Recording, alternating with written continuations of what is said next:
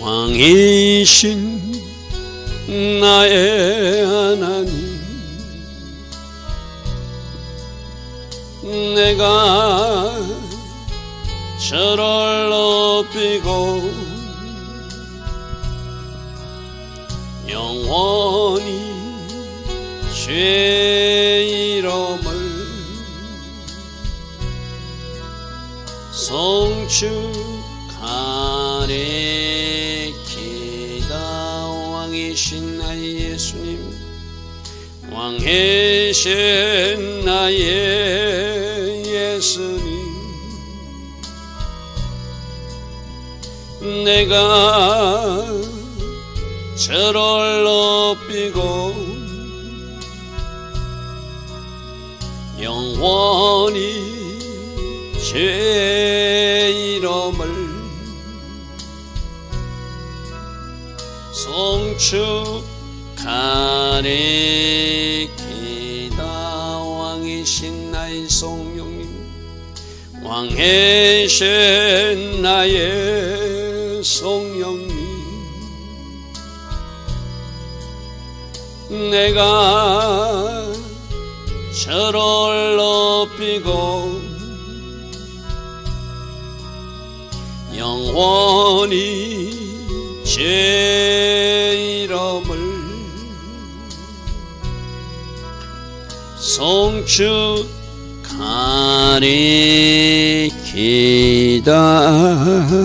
아멘.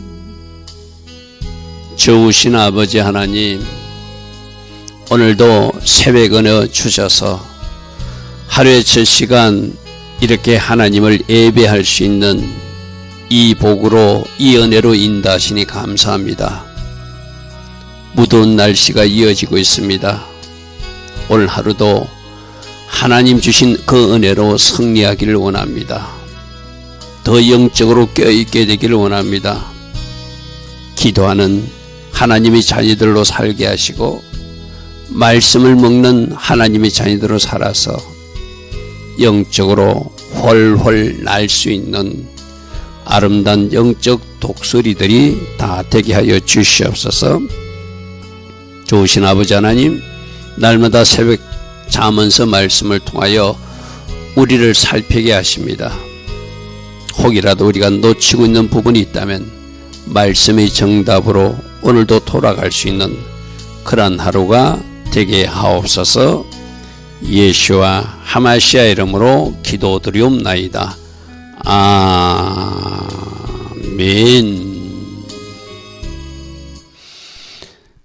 날씨가 매우 무덥습니다. 우리가 건강해야 또 영적으로 해야 할 일도 할 수 있으니까 여러분 건강관리 잘 하시고, 이럴 때일수록 기도하시고, 이럴 때일수록 말씀을 취해서 영적으로 먼저 건강해지는 여러분 되길 바랍니다. 자, 오늘 잠언서 26장 말씀입니다. 역시 이것도 히스기야 신하들이 편집한 솔로몬이 전한 구전 잠언을 기록한 것입니다. 자, 26장 1절, 미련한 자에게 영예가 어울리지 않다. 그 마찬가지요. 누가 영광스러운 자리, 존귀한 자리로 올라가야 되죠.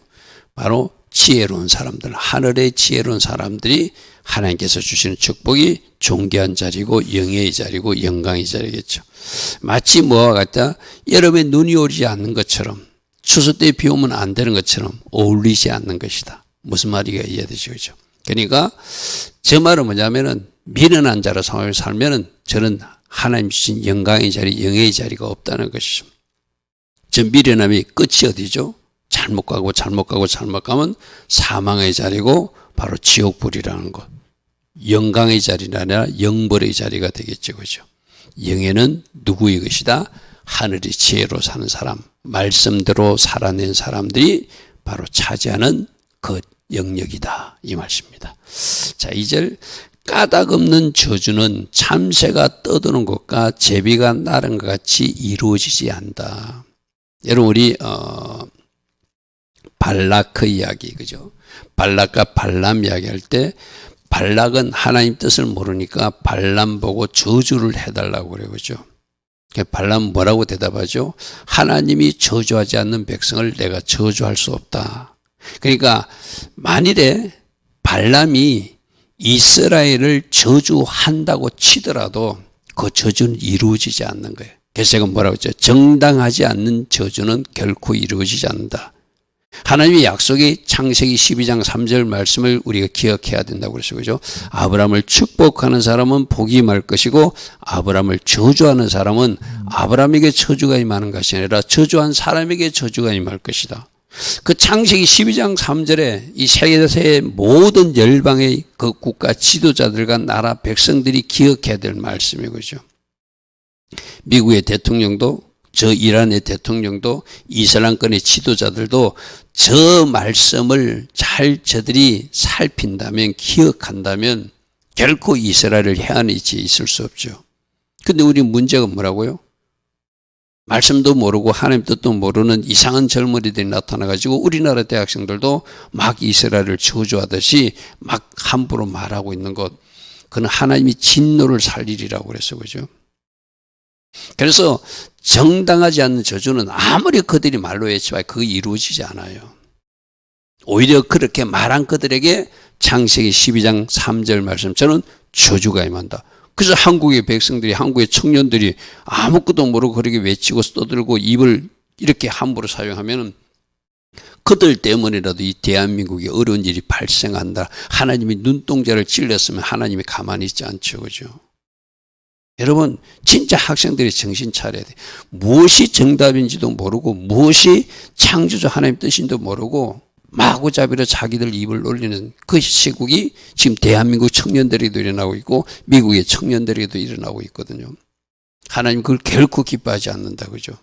그러나 거꾸로, 자, 그들이 아무리 저주해도 하나님이 저주하지 않는 백성은 저주받지 않아요. 근데 어떻게 나중에 발람이 깨를 뿌린다고 그랬죠? 이스라엘 백성들도 죄를 짓게 하면 그들이 하나님이 심판하고 징계한다는 것을 아니까 죄짓게 모함 여자들을 풀어가지고 이스라엘 남자들로 음행의 죄에 빠지게 하고 또 그 음행한 그 남자들이 여자들이 하자는 대로 자기들이 신에게 가서 절도 하고 음식도 먹는 우상 숭배도 빠지는 일, 그런 일로 발람이 깨를 부린다고 그랬어요. 그죠? 이건 우리에게 주는 중요한 경고이기도 하거든요. 누군가의 말 때문에 우리 인생이 잘못되지 않습니다. 그러나 사단의 작전은 사단도 그걸 아니까 우리로 죄를 범하게 하고 그 죄 때문에 우리가 넘어지고 하나님의 심판과 징계를 받게 하는 것이 사단의 전략이라는 거예요. 그럼 우리가 정신 바짝 차리고, 사단이 죄로 나를 쓰러뜨리려고 할 때 내가 정신 바짝 차리고 피 흘리기까지 해서 내가 그 죄와 싸워 이기면 되는 것이죠. 그죠? 누군가의 말 때문에 여러분 인생이 뒤집어지지 않습니다. 거꾸로 여러분이 말 때문에, 여러분이 잘못 심은 말 때문에 여러분 인생에 이상한 일이 일어날 수 있다는 경고는 우리 민수기 14장 말씀 때 들었어요. 그죠? 너희들이 말이 들린 대로 내게 행할 것이다. 그러니까 우리가 말도 잘해야 되고 삶도 하나님 기뻐하신 삶을 살아야 되고, 그러면 저 저주는 안 좋은 일은 우리들 인생에 일어나지 않아요. 우리가 그 어떤 지뢰밭을 밟는다든지 함정에 빠진다든지 말을 잘못 심었을 때 그런 잘못된 일이 일어나니까 저주가 임했을 때, 안 좋은 일이 임했을 때는 그 원인을 잘 분석해야 바른 처방도 나오는 것이다. 오늘 이 말씀 잘 기억하시기 바랍니다. 우리 발락과 발람 그 교훈에서도 이미 우리가 확인한 말씀이에요. 그죠? 3절입니다.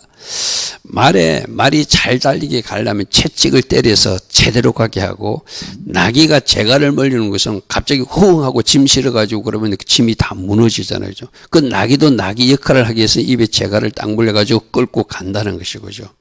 마치 말에 채찍이 필요하고 나귀에게 재갈이 필요하듯이 미련한 자의 등에도 막대기가 필요하다. 저 앞에 말을 하면 미련한 자의 등에도 채찍이 필요하고 미련한 자의 입에도 재갈이 필요하다.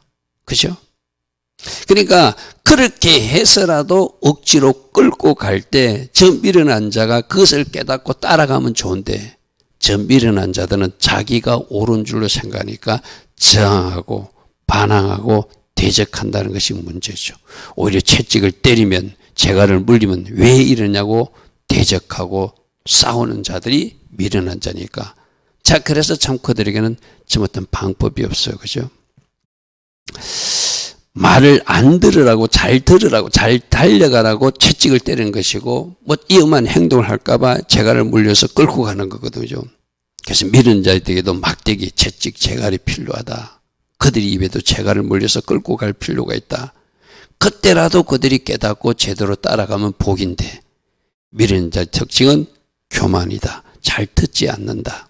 자기가 옳다고 계속 우긴다. 그것이 참 어려운 문제이기도 하죠.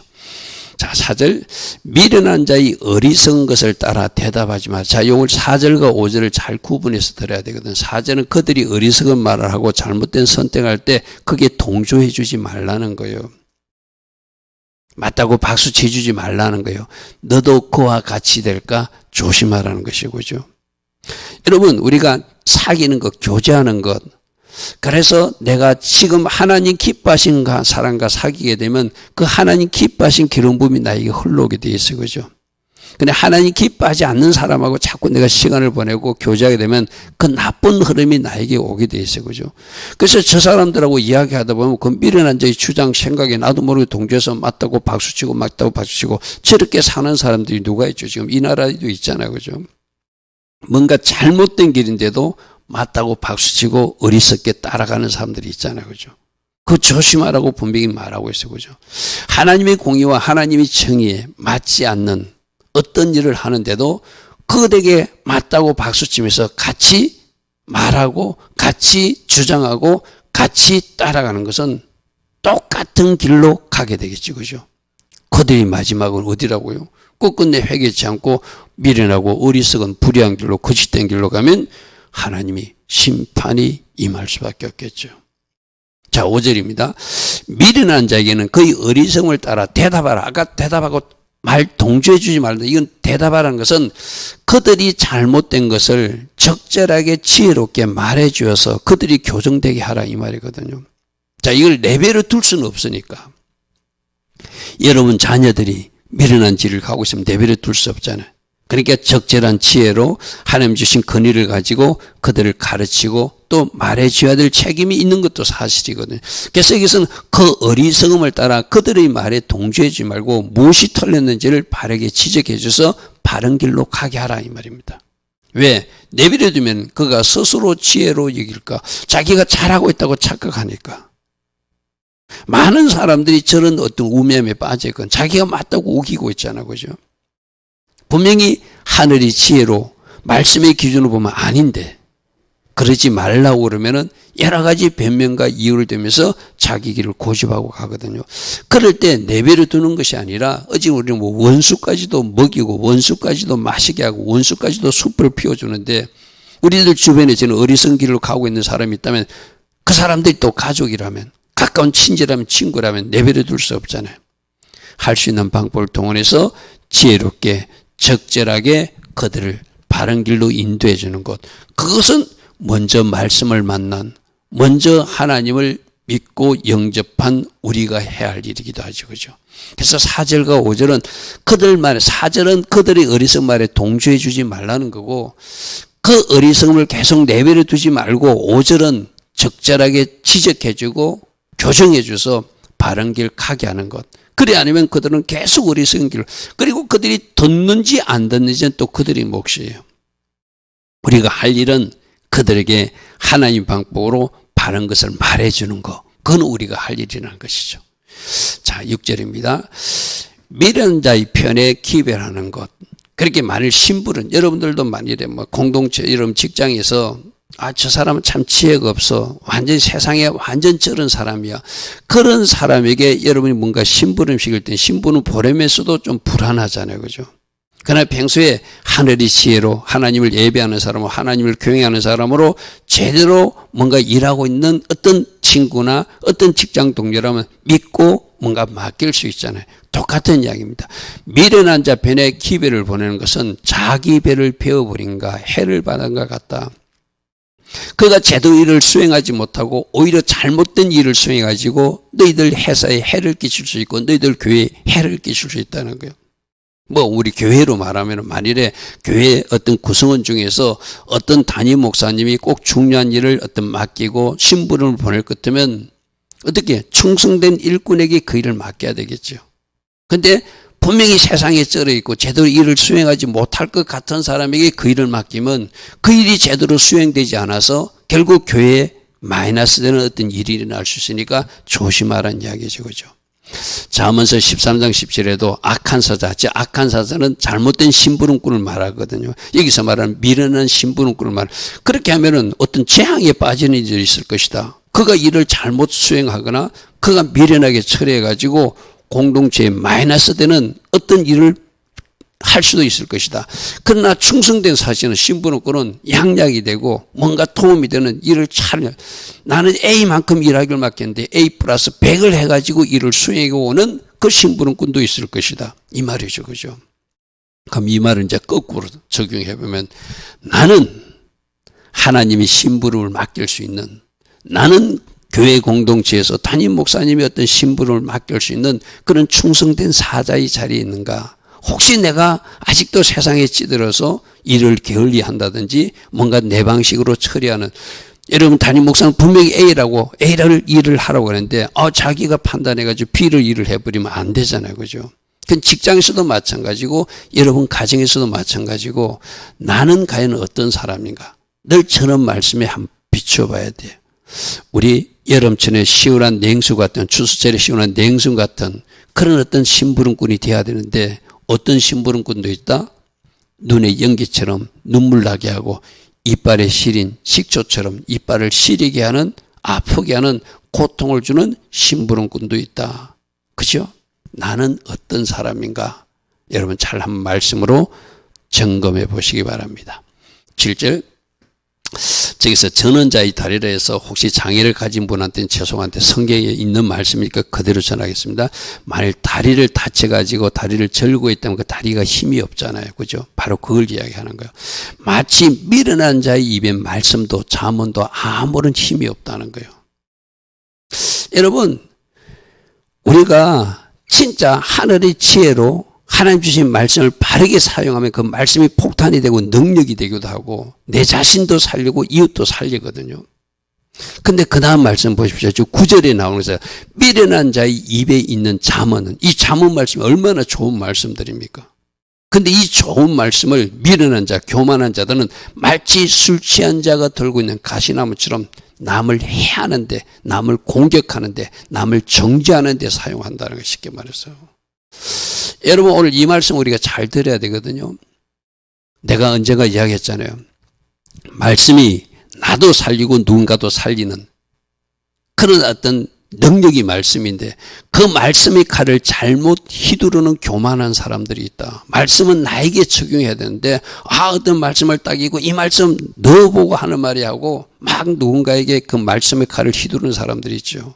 그게 바로 술 취한 자의 손에 든 가시나무처럼 아무리 훌륭한 말씀도 미련한 자가 가지게 되면, 교만한 자가 가지게 되면 누군가에게 상처를 주고 아픔을 주는 말씀의 칼이 될 수 있다는 거예요. 그죠?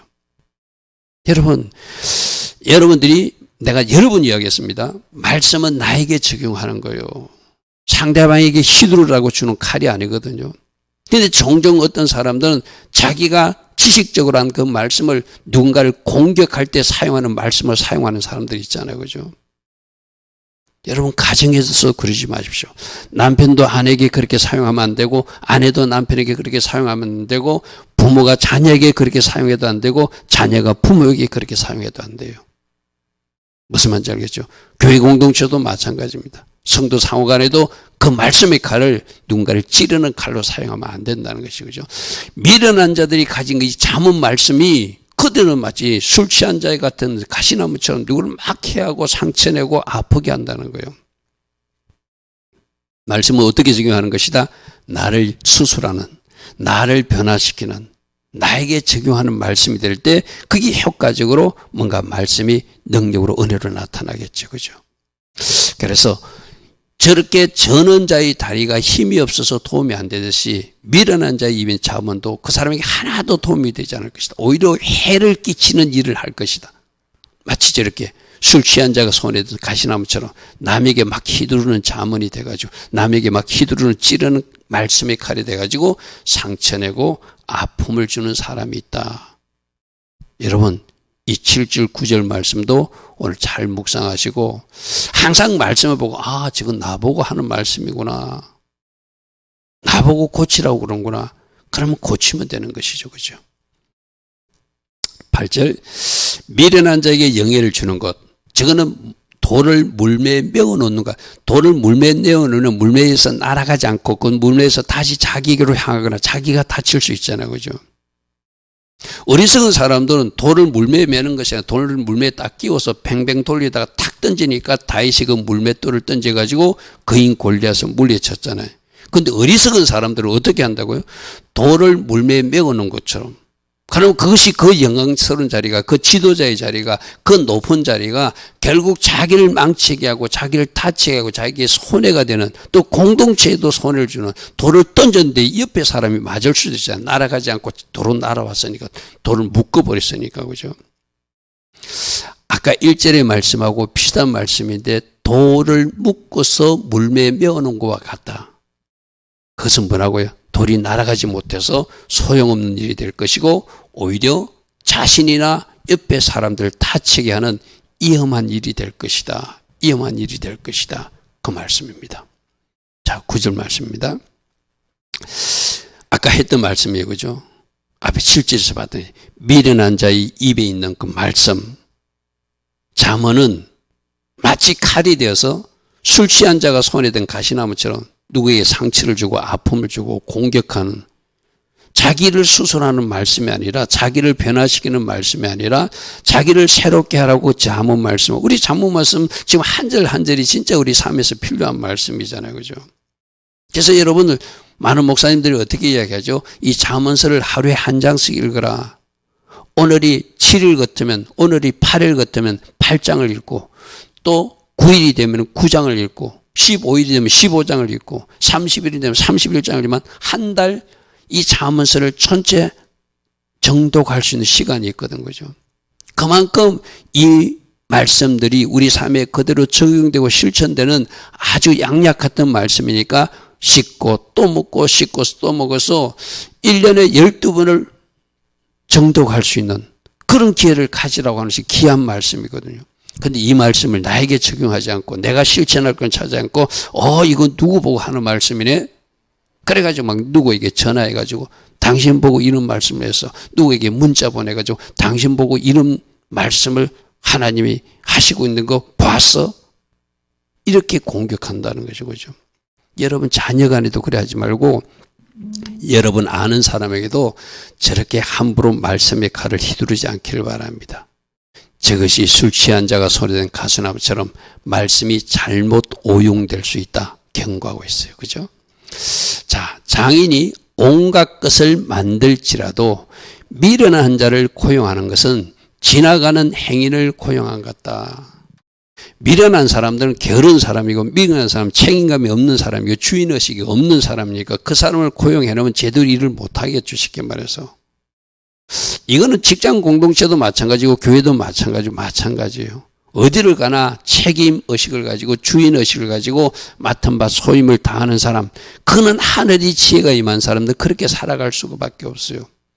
우리 하나님은 예수님은 뭐라고 말씀하세요? 항상 충성된 위치에 서야 되고 최선을 다하는 위치에 서야 되고 성김의 자리에서 있어야 되고 끝자리에 있어야 되고 누구보다도 모범된 맛을 잃은 소금이 아니라 소금 맛을 내는 성도답게 살아가라고 그러잖아요. 너희들이 착한 행실로 하나님께 영광을 돌리게 된다고 그러잖아요. 그럼 어디 가나 성실하게, 어디 가나 충성된 위치에서 하나님이 사람들은 그렇게 일하는 것이 우리 주님의 가르침이기도 하거든. 그죠? 근데 그 가르침을 거부하는 사람들은 게으름을 피운다든지 맡은 일을 제대로 못하니까 장인이 온갖 것을 만들지라도 미련한 자를 고용하는 것은 마치 지나가는 행인이 책임 없이 잠시 앉았다 가는 것처럼 그런 일을 당하게 될 것이다. 책임 없이 맡은 일을 소홀히 하게 될 것이다. 그러므로 어떤지 진짜 우리들 보고 충성되이 하나님 앞에도 일해야 되고, 여러분 직장에서도 저 사람 하나님 믿는 사람이가 좀 다르다. 깍쟁이처럼 일하고 그렇게 하는 것이 아니라 자기를 다 해놓고 옆에 사람도 도와줄 수 있고, 그죠? 뭔가 회사에 유익된 일을 하고 있는 것은 오너가 봐도 딱 눈에 띄거든. 직장 상사가 봐도 아, 저 사람 참 성실하다. 우리 크리스찬들이 그렇게 인정을 받아야 되고죠. 맞습니까? 여러분들이 직장에서 뭐 청소 하나를 하든 여러분들이 업무를 담당한다. 우리 학생들도 마찬가지고죠. 누구보다도 앞장서서 성실하게 충성되게 일하는 모습을 보여줄 때 그 어떤 착한 모습들, 선한 모습들이 복음이 건너가는 통로가 되는 거죠. 그죠? 그런데 분명히 예수 믿는다고 교회 자기 직장에 소문은 다 났는데 세상 사람보다 더 모범적이지 못하면 그게 하나님께 영광이 가려지겠죠. 그죠? 그래서 우리가 항상 이런 말씀 보고 나는 주님께 충성된 위치에 서 있는가? 나는 직장에서도 그렇게 성실한 자리에 서 있는가? 나는 교회에서도 맡은 바 직분에 최선을 다하고 있는가? 우리들 스스로 한번 살펴볼 필요가 있다는 말씀이죠. 자, 11절입니다. 개는 토한 것을 도로 먹듯이 미련한 자도 그 미련한 것을 계속 거듭 행하는 것이 미련한 자의 특징이라는 거예요. 여러분도 그런 경험이 있습니까? 한번 실수를 해서 이거 안 해야 되겠다 싶으면 안 해야 되잖아요. 그죠? 근데 어느 날 똑같은 일을 반복하고 있는 여러분 자신을 발견하고 있다면 저게 바로 개가 토한 것을 다시 먹듯이 죄가 바로 저런 거거든요. 죄가. 내가 안 하겠다고 결단하고 그렇게 다짐해 놓고 나중에 보면 그것도 똑같은 그 죄를 범하고 있는 것. 그 똑같은 일을 하고 있는 것이 바로 죄인들의 모습이기도 하거든. 그죠? 여러분, 개가 토한 것을 도로 먹는 것처럼 미련한 사람들은 미련한 그 일을 끄덕끄덕 계속 하고 있다는 거예요. 그래서 우리 지난 주일날도 어떤 말씀 드렸죠? 하나님은 그것까지도 다 책망하시는구나. 어떤 행위의 범죄뿐만 아니라 마음의 범죄까지도 체크하시는구나. 그럼 여러분들도 이제 결단할 일이 있잖아요. 내가 아직도 어떤 이상한 영상물을 보고 있다면 이제 안 보기로 결단해야 되잖아요. 여러분에게 한번 이야기했잖아요.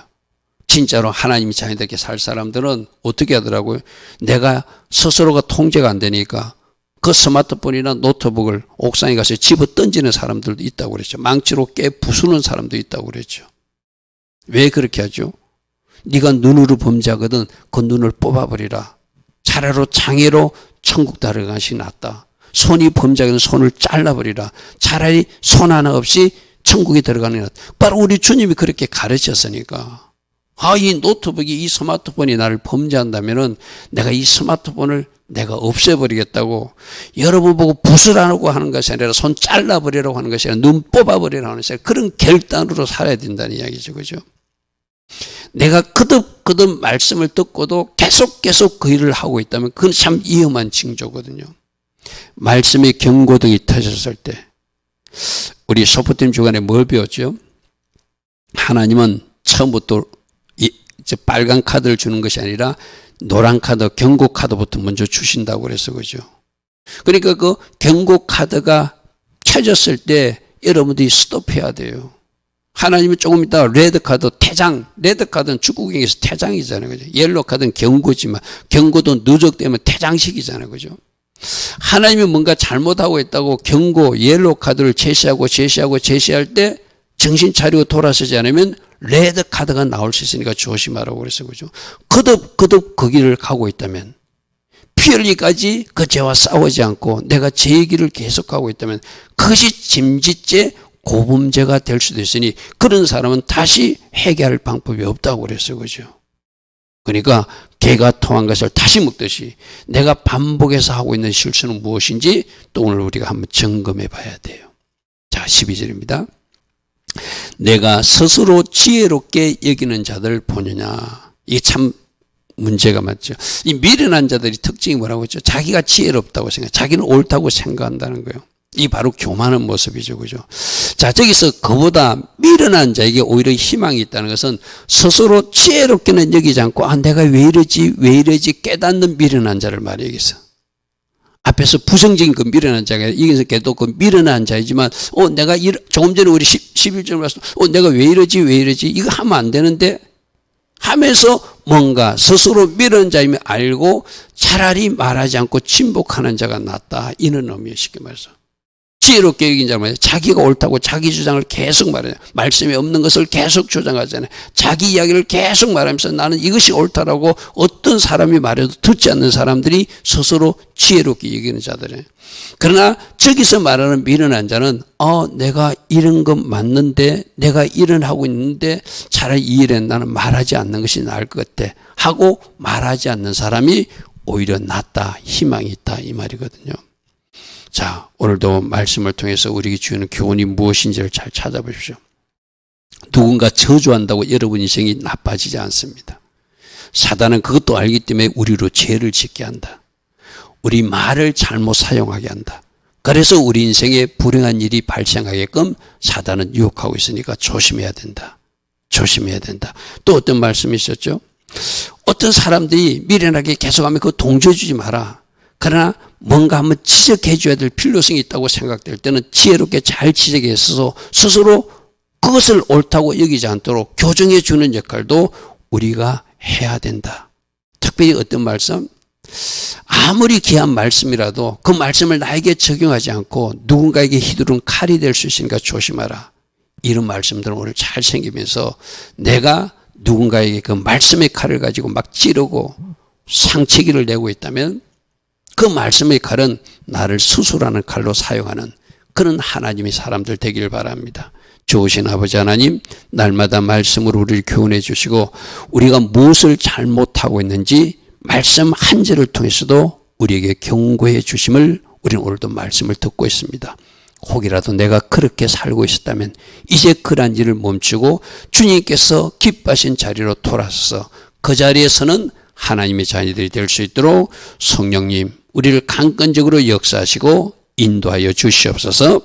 지금은 우리 주 예수 그리스도의 크신 은혜와 하나님 아버지의 영원하신 그 사랑과 성령 하나님 오늘도 우리 안에서 내주하시고 때마다 일마다 기름 부어주시고 때에 맞는 맞춤 은혜로 축복하여 주시는 그 축복이 오늘도 새벽에 일어나 잠언 말씀을 듣고 또다시 결단하는 주의 자녀들 머리 위에 이 땅을 놓고 이 땅의 모든 문제와 현실을 놓고 하나님 앞에 간절히 기도하고 있는 중보 기도자들 위에 그리고 이 땅 대한민국 위에 지금부터 영원토록 영원히 함께하여 주시기를 간절히 축원하옵나이다.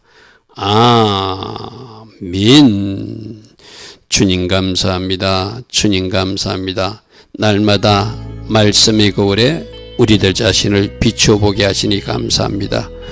우리가 잘못 휘두르고 있는 말씀의 칼이 있다면 그 말씀은 나를 수술하는 말씀이 될 수 있도록 성령님 이제는 그 말씀의 칼이 나를 수술하는 칼이 될 수 있도록 우리를 지도하시고 간섭하여 주시옵소서. 우리가 입을 잘못 사용한 것이 있습니까? 우리가 혹이라도 제 방향으로 끄덕끄덕 행하고 있는 것 있습니까? 이제 말씀 브레이크로 멈춰설 수 있는 성령 하나님의 강건적 역사로 멈춰설 수 있는 우리 모두 되게 하옵소서. 주님 감사합니다. 주님 감사합니다.